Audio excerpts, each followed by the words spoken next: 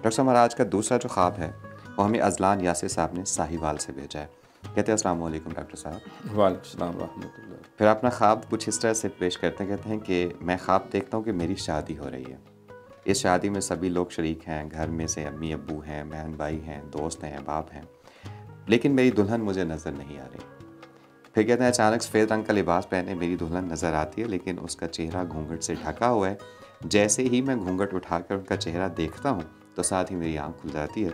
मैं ताबीर जानने के लिए बेचैन हूँ, प्लीज़ मुझे ताबीर बताइएगा। देखिए वो वैसे तो मिसाल मशहूर है, बिल्ली को चिचड़े के ख्वाब जो है इंसान के जो दिल में ख्वाहिश आरजू होती है, बाज़ का तो ख्वाब में मुख्तलिफ़ सूरतें बन के भाईजान थे बड़े, तो उन्हें बड़ा शौक़ था मैं किसी तरह बाहर के मुल्क चला जाऊँ। पुरानी बात है काफ़ी, मतलब 74-5 कह लें।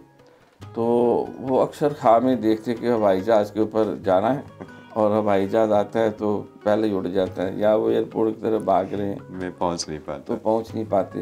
बहरहाल उन्हें मौका मिल गया, फिर 23-24 साल उन्होंने अपना शौक़ भी पूरा कर लिया माशाअल्लाह। लेकिन होता यही है, डिस्टेंस लैंड सा चाम दूर के ढोल सुहाने। तो ज़ाहिर है जो खुदा यहाँ रिज़्क़ देता है वो वहाँ भी वही खुदा है। अगर वो वहाँ दे सकता है तो यहाँ भी दे सकता है। बार क्या भी अपना अपना एक मौक़िफ़ है, जिस तरह लोग बेहतर समझते हैं।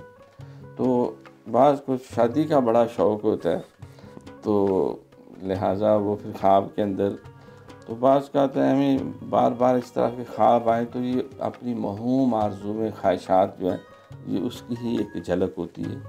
लेकिन अगर संजीदगी के साथ है तो ख्वाब में शादी होना, दुल्हन को घर लेके आना, ये बहुत बड़ी कामयाबी है माशाअल्लाह। और शादी हुई लेकिन दुल्हन नहीं आई तो ये ठीक नहीं। ये बात जो किताबों में लिखा है वो मौत की तरफ भी इशारा होता है, और अगर ख़ातून को देखा है शादी है तो वो भी बाज़ का मौत की तरफ इशारा होता है। तो अदरवाइज़ जो है वो शादी की तकरीब में होना और शादी का एक माहौल देखना, तो ये मुस्तासिर ख्वाब है।